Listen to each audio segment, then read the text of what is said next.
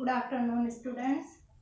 हिंदी विषय में काव्य खंड के अंतर्गत हम पढ़ रहे हैं गोस्वामी तुलसीदास जी की प्रसिद्ध रचना वन पथ पर, जो कि उनके महाकाव्य श्री रामचरितमानस के अयोध्या कांड से लिया गया है।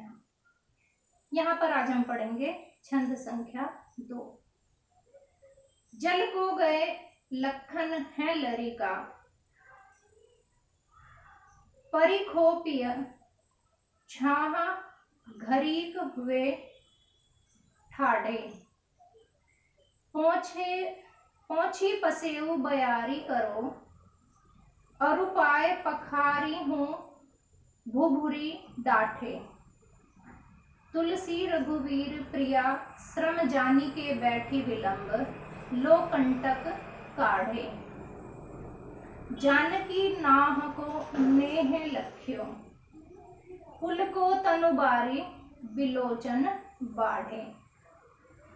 प्रस्तुत छंद में गोस्वामी तुलसीदास जी ने भगवान राम के साथ जब सीता जी और लक्ष्मण वन को जाते हैं तो वहां पर सीता जी की मन की व्याकुलता का वर्णन करते हुए भगवान राम के सीता जी के प्रति प्रेम को यहाँ पर दर्शाया है। पहले शब्दार्थ देख लेते हैं। परिखो यानी प्रतीक्षा करो, घरीक एक घड़ी के लिए, ठाड़े खड़े होकर, पसेऊ पसीना, बयारी हवा, नाहा स्वामी, डाठे तपे हुए।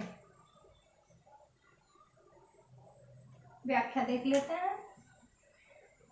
जल को गए लखन है लरिका, सीता जी भगवान राम से कहती हैं कि लक्ष्मण भैया जल लेने के लिए गए हैं। परिखो पिय छाह घरीक हुए ठाड़े, कहीं छाव में खड़े होकर हम उनकी प्रतीक्षा कर लेते हैं। पोंछी पसेऊ बयारी करो, पोंछी यानी पोंछती हैं, पसेऊ पसीना, बयारी करो और हवा करती हैं। वह भगवान रामचंद्र जी का पसीना पोंछती हैं और उनको हवा करती हैं।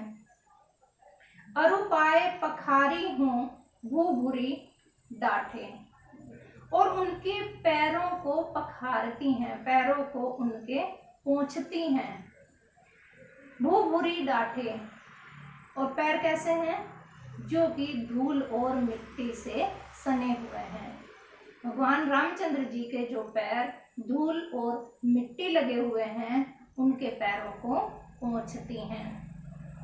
तुलसी रघुवीर प्रिया श्रम जानी के बैठी, तुलसीदास जी कहते हैं कि रघुवीर यानी भगवान रामचंद्र जी प्रिया श्रम जानी के, प्रिया यानी सीता माता जी, तो सीता जी के श्रम जानी के, सीता जी को थका हुआ जानकर, भगवान राम सीता जी को थका हुआ जानकर बैठी विलंब लो कंटक काढ़े, बैठी वहीं पर बैठ गए हैं, विलंब यानी बहुत देर तक कंटक काढ़े, और बहुत देर तक उनके पैरों में लगे हुए कांटों को निकालते रहे। जानकी नाह को नेह लख्यो, जानकी यानी सीता जी, नाह यानी स्वामी के, नेह यानी प्रेम को, सीता जी स्वामी यानी भगवान रामचंद्र जी के इस स्नेह को, इस प्रेम को लख्यो देखकर, फूल को तनु बारी बिलोचन बाढ़े, फूल को तनु उनका जो शरीर है वह पुलकित हो उठा, और बारी बिलोचन बाढ़े, बारी यानी जल से, बिलोचन यानी नेत्र, बाढ़े यानी भर गए।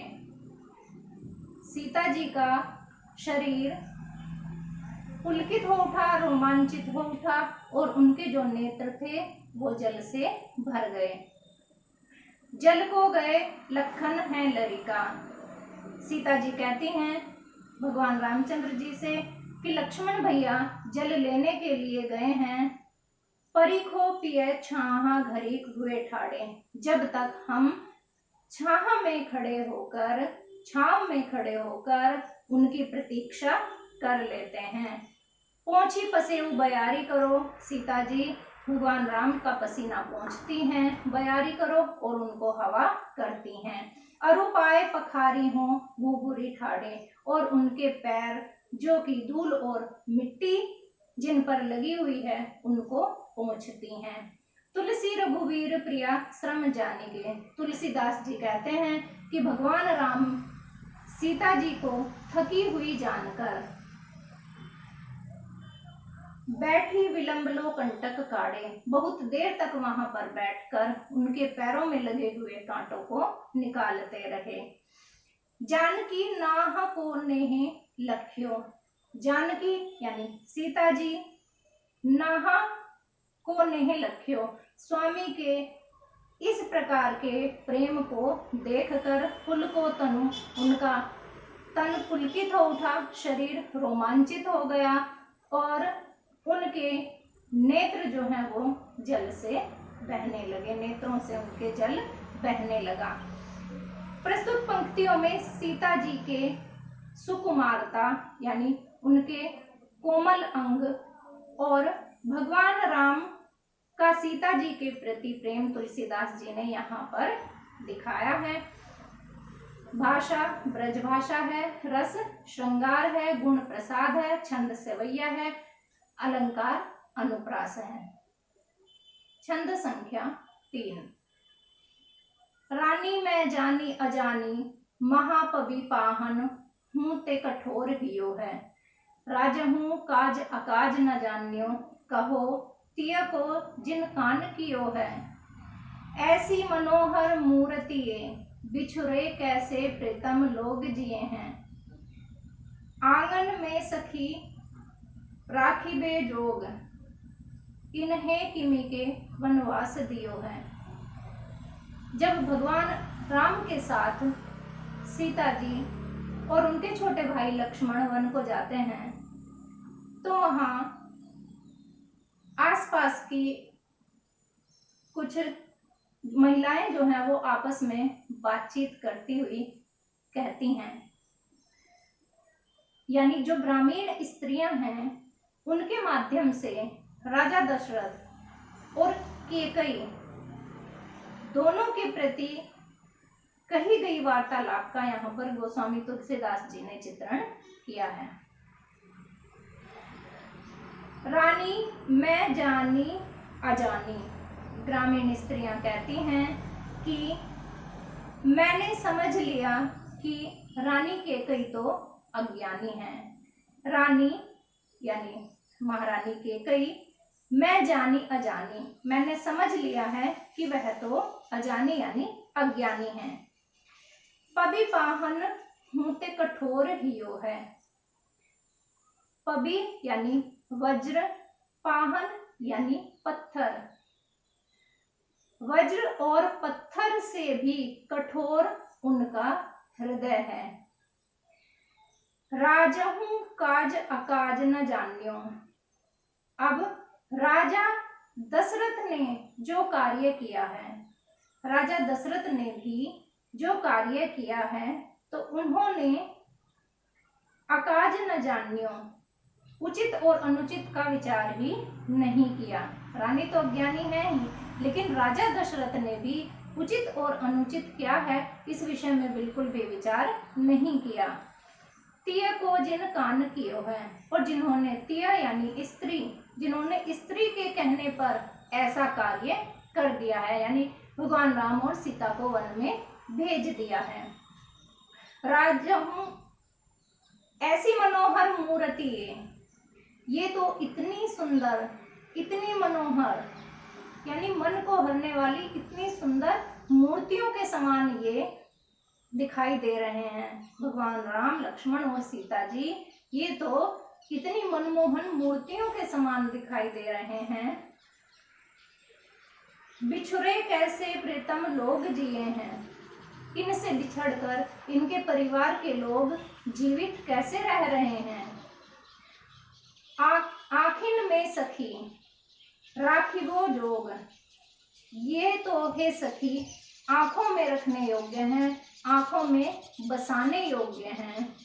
इन्हें किमी के वनवास दियो है, इन्हें राजा दशरथ ने किस कारण से वनवास दिया है। जो ग्रामीण औरतें महिलाएं हैं वह आपस में बातचीत कर रहे हैं कि ऐसा क्या कारण है जिस कारण से इन मनमोहिनी मूर्त जैसे इन सीता जी, भगवान राम और लक्ष्मण को किस कारण से राजा दशरथ ने वनवास दिया है। यहाँ पर ग्रामीण महिलाओं की सहृदयता और दयालुता गोस्वामी तुलसीदास जी के द्वारा व्यक्त की गई है। मुहावरेदार ब्रज भाषा का प्रयोग किया गया है। रस श्रृंगार और करुण है, गुण माधुर्य है, अनुप्रास अलंकार है, छंद सेवैया है। ये छंद 2 और 3 आप अपनी उत्तर पुस्तिका में लिख लेंगे। इनको अच्छे से आप पढ़ेंगे, याद भी करेंगे। धन्यवाद।